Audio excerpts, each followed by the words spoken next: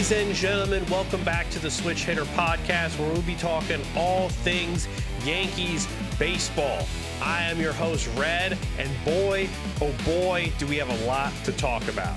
I'll give you your weekly overview, I'll give you your future cast, pinstripe rewind, and all the other news that we got, including the player spotlight of the week. With that said, let's jump into our weekly overview. On Tuesday, April 28th, the New York Yankees took on the Rangers, an away game at 8:05 p.m., and we came away with the win. It was a great game for Schlittler. 6 innings pitched, 0 earned runs, 8 strikeouts, and 2 walks. Great showing by Cam. Cody Bellinger would get a long hit off the wall for an RBI double, bringing Judge home, and Wells would get a big home run in the 7th inning. Later, Judge would also get another long home run in the 8th inning, a 424-foot bomb. Bernard would give up 2 runs at the end of the game, but the infield was able to close it out with a double play. Again, a little bit of a concern with our bullpen there, but we got the win. On Wednesday, April 29th, we continued our series against the Rangers at 2:35 p.m., and unfortunately, we lost. We fell 0-3. Our offense just couldn't produce. Thankfully, that's not a reoccurring theme. It was Elmer Rodriguez's debut where he pitched 4+ innings, 4 hits, 2 earned runs, 4 walks, and 3 strikeouts. He did look nervous, but he didn't do too bad considering he just got called up earlier in the week. So hope to see more from him. Again, this game, the offense just didn't produce. We had few defensive errors over the course of the night, which also didn't help our case. This was also the first game after Grichuk was DFA'd, which we'll talk a little bit about later in the show. And Dominguez would leave the game after being hit by a pitch, but he'd be back later in the week. On Friday, May 1st, the Yankees would take on the Orioles in the first game at home at 7:05 p.m., and we would win that game 7-2. This is where the offense really starts to pick up. Will Warren would start pitching. He would do 6.1 innings. He would have 3 hits, 1 earned run, 9 strikeouts, and 1 walk with 94 pitches on the day. Not a bad showing from him. There was a great defensive play by Judge with a jumping catch in the first inning. Bellinger would rip a 1-run triple, bringing Judge home. Caballero would hit a home run, and he continues to impress this season. Ben Rice would get a 3-run home run, who is unstoppable this season. Rosario with a 1-run single. Judge with a 1-run single to close out the game, and our player highlights from that game is obviously Ben Rice, who went 2 for 5 with a home run, his 11th of the year, 3 RBIs, and Judge, who went 2 for 3 with 2 runs. We continued that series on Saturday, May 2nd at home. We would have a 9-4 win. Ryan Weathers would get the start as starting pitcher. Bellinger would continue to be happy at home with a home run in the second. Judge would be walked, and Bellinger would hit a 1-run single. Alonso from the Orioles is happy to be back in New York City, and he would have back-to-back homers in 2 games. Grisham with a 2-run home run at the bottom of the 4th, and Bellinger with a deep home run at the bottom of the 5th, his second on the day. Later in the game, in the bottom of the 7th inning, Bellinger would bring Rice home with a 1-run single. Great day for Cody Bellinger. And to close it out, Jazz with a base hit to right field would bring in 2 runs on a 2-run double. We would continue our series against the Orioles with an 11-3 win. Rice would hit a big home run in the first inning, his RBI number 27 of the year, and his 12th home run of the year. Judge would have another great jumping catch as a defensive play. If it wasn't 6-7, no one else would catch that. Judge would hit a home run in the 3rd inning, a 2-run home run, his 13th of the year. Rice and Judge are neck and neck in home runs. Ben Rice would be pulled from the game in the 3rd inning with a left hand contusion. X-rays were negative, and he is now listed day-to-day. He has not returned since this game. Bottom of the 6th, McMahon with a 1-run single based on an infield error. And Dominguez would hit a 2-run home run, his first home run since August of last year. Goldschmidt would hit a 2-run single in the bottom of the 8th, and Dominguez would finish it up with a 1-run single. To finish our series against the Orioles on Monday, May 4th, we would win in dominating fashion, 12-1. Judge homers to right field, his 14th of the year, with a 2-run home run in the first inning. In the third inning, Bellinger would be out on a sac fly, but that would allow Grichuk to score. The Yanks would successfully challenge a tag play. It was a wild pitch, but it allowed Jason Dominguez to score in the sixth inning. McMahon would single, allowing Chisholm to score also in the sixth inning. Caballero would double, allowing Wells to score also in the sixth. In the eighth inning, Grisham would walk when the bases are loaded, allowing Chisholm to score. And this is really when the Orioles pitching started to fall apart. Judge would hit a line drive to left field, a 2-run single in the eighth inning, and Bellinger would hit a 2-run triple in the eighth inning. Dominguez would be back up with a line drive of his own, a 1-run single. Ball game over. The Yankees win. That has been your weekly overview. We will now move over to the future cast. On Tuesday, May 5th, the New York Yankees at home will take on a 3-game series against the Rangers starting at 7:05. It will continue on Wednesday, May 6th at 7:05, and we will finish up that 3-game series on Thursday, May 7th at 12:35 p.m.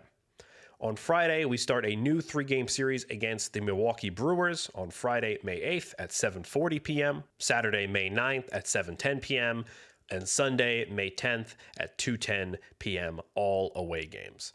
And then we meet up again on Monday, May 11th at the Orioles at 6:35 p.m. That has been your future cast. We will now move into the Around the MLB standings. At the top of the American League East, where we should be, are the New York Yankees with 24 wins and 11 losses. We are trailed by the Tampa Bay Rays with 22 wins and 12 losses. Leading the American League Central are the Cleveland Guardians with 18 wins and 18 losses. They are trailed by the Detroit Tigers with 18 wins and 18 losses.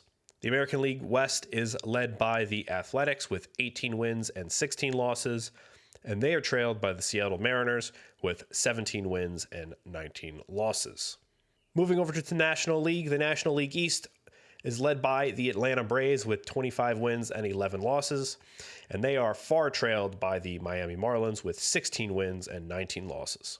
National League Central is led by the Chicago Cubs with 23 wins and 12 losses, and they are trailed by the Cardinals with 21 wins and 14 losses. And to nobody's surprise, once again, the National League West is led by the LA Dodgers with 22 wins and 13 losses, and they are trailed by the San Diego Padres with 20 wins and 14 losses. That has been your Around the MLB standings. We will now move over to the Pinstripe Rewind of the Week. On May 4th, 1929, 97 years ago, Lou Gehrig would hit 3 consecutive home runs and would defeat the Detroit Tigers 11-9. Gehrig would be known for his many records, such as his 23 Grand Slams, 2,130 consecutive game played streak, a record held for over 50 years, and his 1,995 RBIs, among some of his many, many accomplishments. That has been your Pinstripe Rewind of the Week. We will now jump into news that happened throughout the week.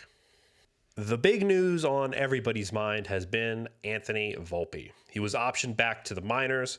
He spent 20 days in the minors during his rehab stint, and the choices were either to activate him or option him back to the minors. And the Yankees have had a fire under their behind this year.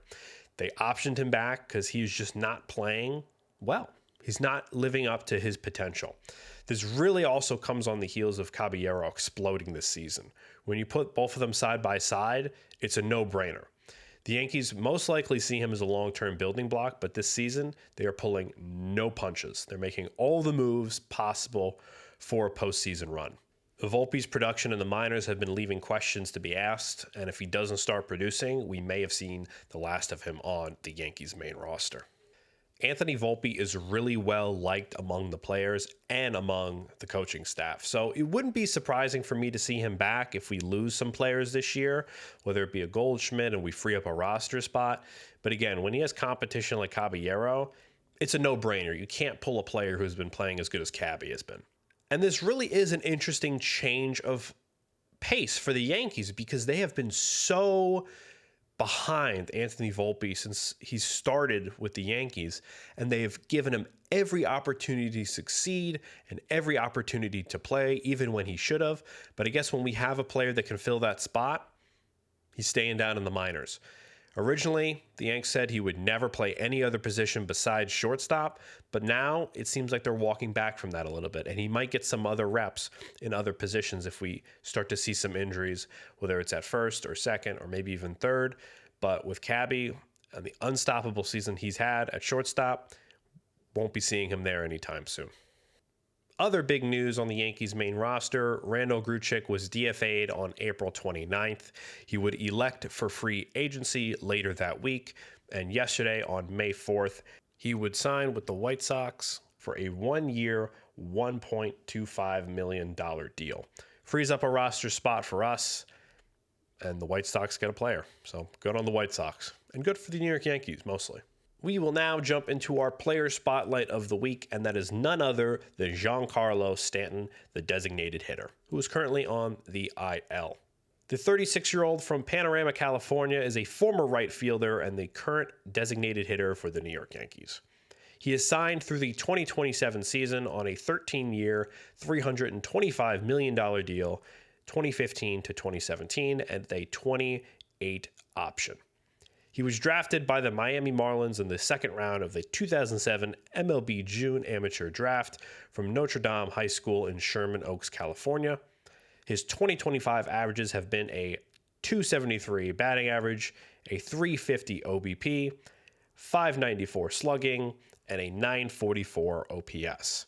He has a plethora of awards over his career, such as a 5-time All-Star in 2012, 2014, 2015, 2017, and 2022. In 2017, he was the National League MVP. In 2024, he was the ALCS MVP. He is a 2-time Silver Slugger Award winner in 2014 and 2027, and a 2-time National League Hank Aaron Award winner in 2014 and 2017 as well. 2014 and 2017, he was also a 2-time National League home run leader and a National RBI leader in 2017. He was known as Mike Stanton in the 2010 and 2011 season before asking to be called Giancarlo, and he played for the Miami Marlins from 2010 to 2017, where he would join the New York Yankees in 2018. As mentioned, Giancarlo is on the IL. He has missed 6 games so far, and he is progressing from his calf strain. He has been in the hitting cage, had a slow start to the season, but hopefully we start to see him soon. Jason Dominguez has been taking his spot as the DH, and I'm sure once he gets back, he will be right in his spot, and Jason Dominguez will get reps in the outfield. That has been your player spotlight of the week. The Yankees have been making a lot of moves. They are really moving with a purpose this year.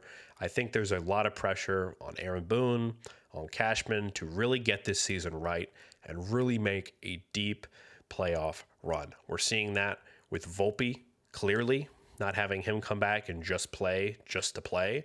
We're seeing that with removing players like Grichuk right off the bat and also resting players when they're hurt. Not rushing back Stanton and hoping that he can find his groove. Letting Rice take a couple days off with that hand contusion. I'm sure he could have come right back as soon as those x-rays were negative, but we gave him some time to rest up. We have Dominguez, who's producing after successful time in the minors. The Yankees are really firing on all cylinders, and it's great to see. We've won most of our series. We dominated the Orioles in double digits in almost every game. Just going to be interesting to see what happens when we play teams that are really, really good. Hopefully we don't hit that June swoon.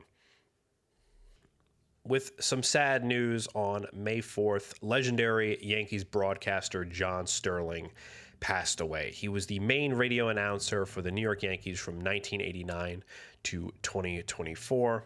He had called 5,060 consecutive regular season games, and he had announced 8 World Series, including 5 of our victories in 1996, 1998, 99, 2000, and of course our last in 2009. And he was a 12-time Sports Emmy Award winner. John was the soundtrack for myself and many people's childhood. He would call many legendary Yankees plays, and he will be deeply missed by fans everywhere, myself included. For this episode, we will leave it there. Thank you, John.